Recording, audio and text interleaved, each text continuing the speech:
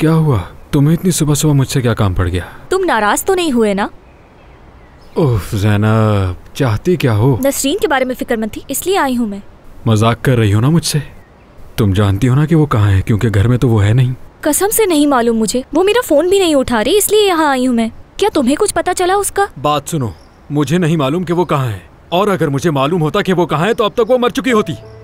तुम कहीं देखो तो मुझे बताना, क्योंकि मेरे ढूंढने के बाद वो फिर जिंदा नहीं बचेगी, समझी? खुदा ना करे कि उसके साथ कुछ बुरा हुआ हो। क्या तुम्हें उसकी जरा भी फिक्र नहीं? सुबह सुबह इतनी बेवकूफों वाली बातें क्यों कर रही हो? क्या तुम अभी भी नहीं जान पाई कि वो कैसी लड़की है? वो अपना काम निकलवाने के लिए जिसे जैसे चाहे इस्तेमाल कर लेती है। बाबा ने जो बैंक से कर्ज लिया था उसका ज्यादातर हिस्सा कहाँ है मालूम है तुम्हें? हाँ जानती हूँ मैं, लेकिन ये जो बात है ये इससे अलग है। आखिर वो तुम्हारी बहन है, तुम्हें जानना चाहिए कि वो ठीक है या नहीं।